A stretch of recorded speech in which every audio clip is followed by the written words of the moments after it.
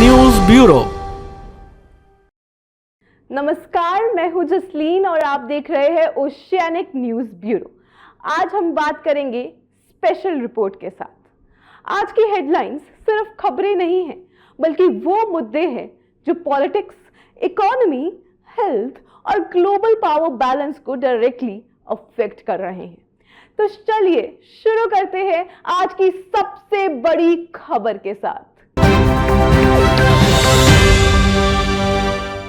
Halwara airport visit, Punjab के लिए नया चैप्टर।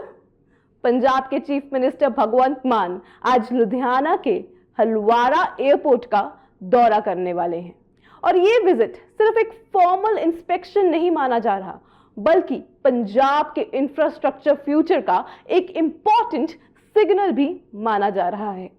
हलवारा एयरपोर्ट का इनॉग्रेशन रिसेंटली ही हुआ था और अब गवर्नमेंट चाहती है कि एयरपोर्ट जल्दी से फुली ऑपरेशनल मोड में आ जाए। लुधियाना पंजाब का एक मेजर इंडस्ट्रियल हब माना जाता है। टेक्सटाइल इंडस्ट्री हो, मैन्युफैक्चरर सेक्टर हो या एक्सपोर्ट बिजनेसेस, हर सेक्टर को बेटर एयर कनेक्टिविटी की जरूरत है। काफी टाइम से ही ये महसूस हो रहा था।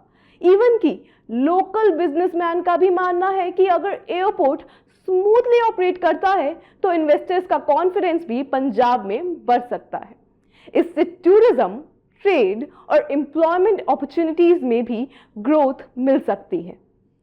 सीएम भगवंत मान reportedly airport facilities, passenger services और फ्यूचर एक्सपेंशन प्लान्स का रिव्यू करेंगे। पॉलिटिकल एक्सपर्ट्स के मुताबिक पंजाब गवर्नमेंट इस प्रोजेक्ट को डेवलपमेंट सक्सेस स्टोरी के रूप में प्रेजेंट करना चाहती है। पंजाब की डेवलपमेंट पॉलिटिक्स के बाद अब एक ऐसी इंटरनेशनल रिपोर्ट की जिसने डिफेंस एक्सपर्ट्स को भी सरप्राइज कर दिया है। ईरान वॉर रिपोर्ट, अमेरिका को कितना नुकसान। एक शॉकिंग रिपोर्ट के मुताबिक ईरान कॉन्फ्लिक्ट के दौरान अमेरिका ने 42 एयरक्राफ्ट लूज की। इनमें एडवांस फाइटर जेट्स और MQ-9B रीपर ड्रोन्स भी शामिल बताए जा रहे हैं। अब अगर ये रिपोर्ट एक्यूरेट साबित होती है तो रीसेंट मिलिट्री हिस्ट्री के सबसे कॉस्टलीस्ट ऑपरेशन लॉसेस में ये एक माना जा सकता है। MQ-9B रीपर ड्रोन्स अमेरिका की सर्विलेंस और टारगेटेड ऑपरेशन स्ट्रैटेजी का मेजर हिस्सा है और फाइटर जेट्स का loss directly air superiority capabilities को अफेक्ट करता है। डिफेंस एनालिस्ट का कहना है कि मॉडर्न वारफेयर अब सिर्फ मिसाइल्स और टैंक्स तक लिमिटेड नहीं रहा। ड्रोन टेक्नोलॉजी, साइबर वारफेयर और एडवांस एयर डिफेंस सिस्टम अब बैटलफील्ड का पूरा इक्वेशन चेंज कर रहे हैं। इंटरनेशनल एक्सपर्ट्स इस बात पर भी फोकस कर रहे हैं कि अगर अमेरिका जैसी मिलिट्री पावर को इतना डैमेज रिपोर्ट हुआ है तो फ्यूचर ग्लोबल कॉन्फ्लिक्ट्स और भी ज्यादा अनप्रेडिक्टेबल हो सकते हैं।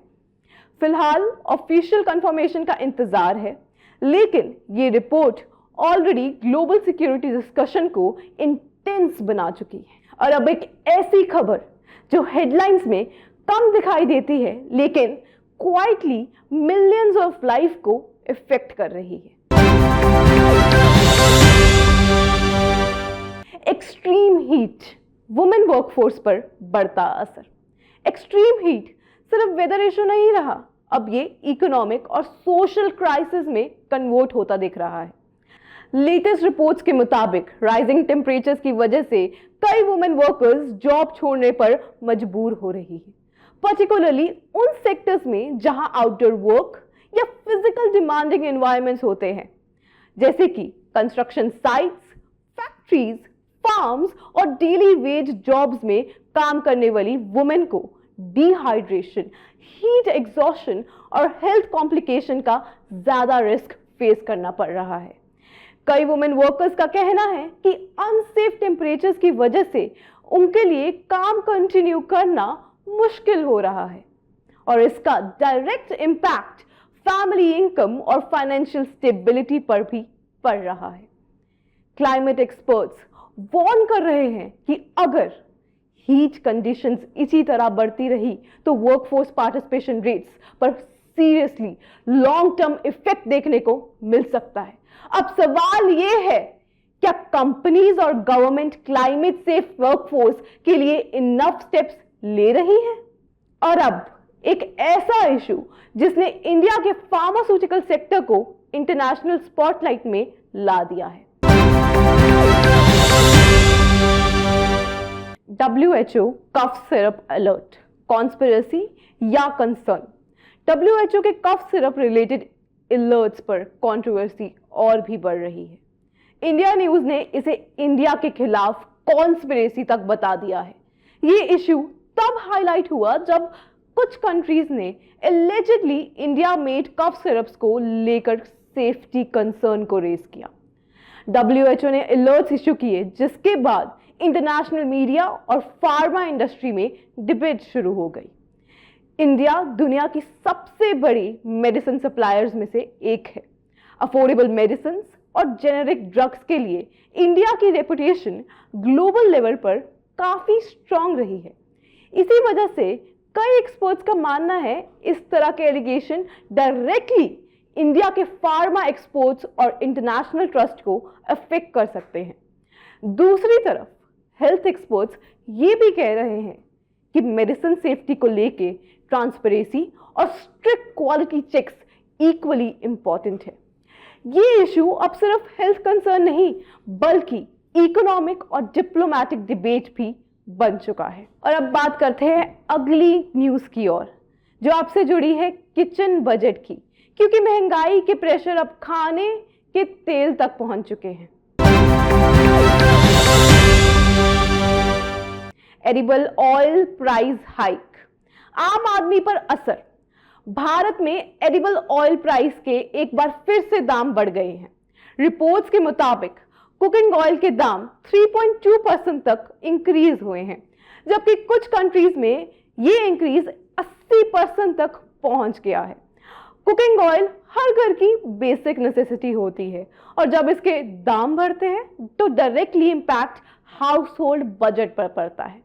एक्सपर्ट्स का कहना है कि global supply chain disruption, import dependency और जियोपॉलिटिकल टेंशन इस प्राइस राइज के मेजर रीजन है।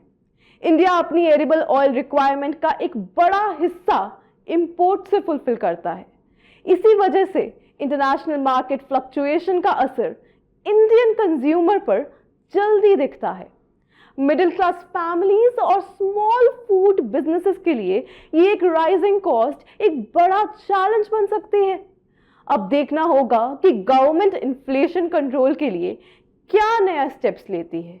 इसी के साथ अब हम बढ़ते हैं अपनी आखिरी खबर की ओर, जो ग्लोबल डिप्लोमेसी और वर्ल्ड पावर बैलेंस से जुड़ी है। पुतिन और शी जिनपिंग की इंडिया विजिट। रिपोर्ट्स के मुताबिक रशियन प्रेसिडेंट व्लादिमीर पुतिन और Chinese president Xi Jinping new Delhi में होने वाले ब्रिक्स समिट्स में शामिल हो सकते हैं। अगर ये विजिट कंफर्म होती है तो ये समिट दुनिया की सबसे इंपॉर्टेंट डिप्लोमेटिक मीटिंग में से एक बन सकता है। ब्रिक्स यानी ब्राजील, रशिया, इंडिया, चाइना और साउथ अफ्रीका ग्लोबल इकोनॉमी और जियोपॉलिटिकल इन्फ्लुएंस में स्टेडली पावरफुल ब्लॉक बनता जा रहा है। इस समिट में trade partnership, currency discussion, global conflicts और इकोनॉमिक कॉपरेशन जैसे मेजर टॉपिक्स डोमिनेट कर सकते हैं। इंटरनेशनल एक्सपर्ट्स का मानना है कि दुनिया इस वक्त फ्लक्स यानी अनसर्टेनिटी के फेज में है। यूक्रेन कॉन्फ्लिक्ट हो, यूएस चाइना टेंशन हो या ग्लोबल इकोनॉमिक स्लोडाउन, हर इशू वर्ल्ड पॉलिटिक्स को इंपैक्ट कर रहा है। ऐसे में इंडिया का रोल एक बैलेंसिंग के रूप में और भी इंपॉर्टेंट हो जाता है। न्यू दिल्ली समिट को लेकर एक ग्लोबल अटेंशन ऑलरेडी बिल्ड हो चुका है।